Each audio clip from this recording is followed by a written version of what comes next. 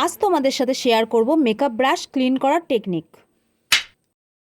Makeup তো আমরা কম বেশি সবাই করি, কিন্তু তা কি আমরা সঠিকভাবে ক্লিন করি? কিন্তু ক্লিন না করে যদি beauty Blender and makeup brush use করি, তাহলে কিন্তু স্কিনের বারোটা বাজবে, তার সাথে সাথে কিন্তু নানা ধরনের স্কিনের সমস্যা দেখা যাবে। আমি আমার বিউটি ব্লেন্ডার অ্যান্ড ব্রাশ যেভাবে ক্লিন করি সেটাই তোমাদেরকে দেখাচ্ছি। এখানে তোমরা যে কোনো কোম্পানির নারকেল তেল নেবে, নিয়ে নেওয়ার পরে ভালো করে দেখো চিপে চিপে ক্লিন করছি।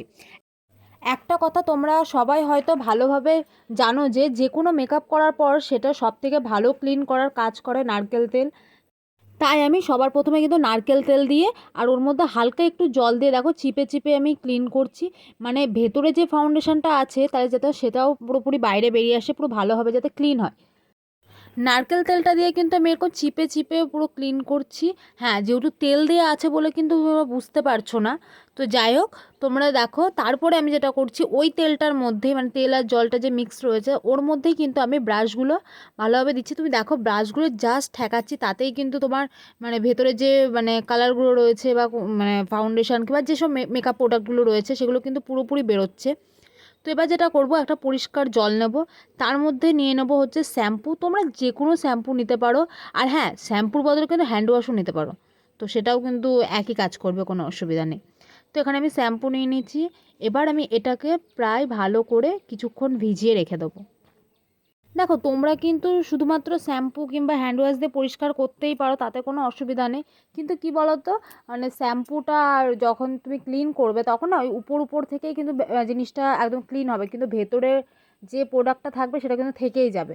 তার জন্য একটু নারকেল তেল দিয়ে প্রথমে ক্লিন করে নেওয়াটা বেশি বেটার। তো যাই হোক, আমি দেখো সবগুলোকে ভিজিয়ে এবার কিছুক্ষণ রেখে দেবো, মোটামুটি তোমার 15 থেকে 20 মিনিট রেখে দেবো। তো আমার একটু বেশি রাখা হয়ে গিয়েছিলো, প্রায় আধ ঘন্টা। তো দেখো আধ ঘন্টা পরে দেখো কালারটা দেখেছো, মানে পুরো চেঞ্জ। মনে হচ্ছে যেন দুধ চা। তো যাই হোক, তো এখানে আমি চেপে চেপে কিন্তু সব কটা ব্রাশকে আমি কিন্তু ক্লিন করছি। হ্যাঁ, ক্লিন করছি আমি কিন্তু এবার আবার মানে আরেকবার স্টেপ করব।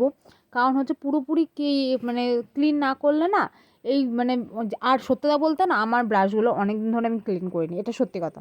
মানে এটা বলতে কোনো রকম মানে কোনো রকম লজ্জা নেই।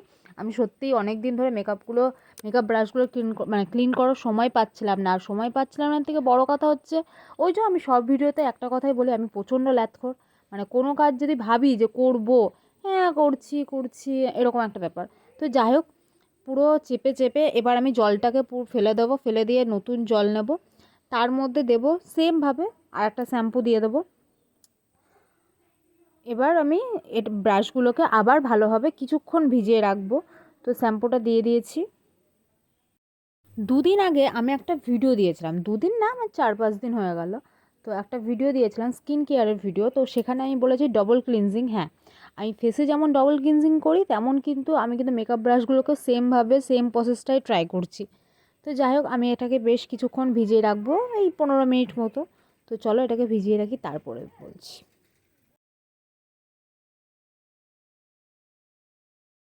আর একটা কথা, এই তোমার বিউটি ব্লেন্ডার যখন তোমরা চিপবে, কোনো রকমভাবে নখ লাগাবে না, কারণ নখ লাগালে কী হয় বলো তো, ওটা ছিঁড়ে যাওয়ার সম্ভাবনাটা থাকে। তারপরে আমি আমার হাঁটুর তালুতে প্রত্যেকটা ব্রাশ দিয়ে হালকা হালকা করে ঘষে আমি রিমুভ করছি যতগুলো মানে এক্সট্রা প্রোডাক্ট যতগুলো আমার ব্রাশে রয়েছে পুরোপুরি ক্লিন করার জন্য। দেখেছো, মানে দুবার করে ধুলাম তাও কতটা নোংরা বেরোচ্ছে। তো যাই হোক, আমি কিন্তু এরকমভাবে সব কটা ব্রাশ করে নিচ্ছি, তোমরাও কিন্তু এরকমভাবেই করে নিতে পারো। তো এটাকে আমি খুব ভালোভাবে করে নিচ্ছি। আর এরকমভাবে আমার একটু মানে অস্বস্তি লাগছে, এবার ভাবছি না অনেকক্ষণ ধরে ঘষা মাজা করেছি, এবার একদম ভেসে চলে গিয়েছি। এবার যেটা করব, আমি একদম কল ছেড়ে দিয়ে আমি সব কটাকে একবারে পুরো ঘষে ঘষে চিপে চিপে একবারে রিমুভ করে নেব। হ্যাঁ, বারবার একটা কথা বলছি, বিউটি ব্লেন্ডারটা চিপবে হাতে চিপবে, কিন্তু প্লিজ বলছি নখ লাগিও না। মানে নখ যদি লোক মানে যাই হোক, এনিওয়ে, তো তোমার হচ্ছে ইয়ে করবে না, নখ লাগাবে না। তো ওটা ছিঁড়ে যাওয়ার সম্ভাবনা থাকে। তারপরে দেখো আমি সেমভাবে কিন্তু প্রত্যেকটা ব্রাশ আমি খুব ভালোভাবে ক্লিন করে নিচ্ছি। আর আরেকটা জিনিস তোমাদেরকে দেখাবো, এরকমভাবে ক্লিন করার পরেও যে এখন যে পরিষ্কার জলটা বেরোচ্ছে তারপরেও কিন্তু যে কতটা নোংরা বেরিয়েছে সেটা তোমরা কিছুক্ষণ পরেই বুঝতে পারবে। তো যাই হোক আমি কিন্তু মেকআপ ব্রাশগুলো সবকটা নিয়ে চলে এসেছি। এবার একটা নিয়েছি একটা সাদা একটা টাওয়াল। এবার এইটাতে আমি হালকাভাবে ঘষবো, তাহলে এক্সট্রা যে প্রোডাক্টটা রয়েছে সেটা আমার একদম বেরিয়ে চলে আসবে।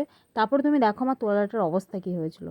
তো যাই হোক মেকআপ ব্রাশগুলো মোটামুটি ভালোই ক্লিন হয়েছে। তো যেটুকুনি ক্লিন হয়েছে আমার জন্য যথেষ্ট। আর আমি বললাম না ওই সময়টা আমি খুব বেশি দিতে পারি না। তো দেখো যে পুরোপুরি ক্লিন করার পরেও যে কতটা নোংরা বেরিয়েছে সেটাই টাওয়ালটা দেখলেই বোঝা যাবে। তো যাই হোক তোমরা কিন্তু বাড়িতেই কিন্তু এরকমভাবে মেকআপ ব্রাশগুলো একদম ক্লিন করে নিতে পারো, যাতে তুমি সেকেন্ড টাইম মেকআপটা খুব ভালোভাবে করতে পারো, যাতে তোমার স্কিনে কোনো রকম প্রবলেম না হয়। তো স্কিন যদি বেটার রাখতে চাও তো প্লিজ তুমি কিছুদিন পর পর হলেও, মানে কিছুদিন বলতে মেকআপ ব্রাশগুলো কিন্তু ক্লিন করা খুব দরকার। যাই হোক মেকআপ ব্রাশগুলো দেখেছো একদম নতুনের মতো হয়ে গেছে। তো যাই হোক ভিডিওটা যদি ভালো লেগে থাকে তো ভিডিওটাকে প্লিজ একটা লাইক করে দিও। আজ যদি চ্যানেল নতুন হও তো সাবস্ক্রাইব টু মাই চ্যানেল। তো টাটা, লাভ ইউ।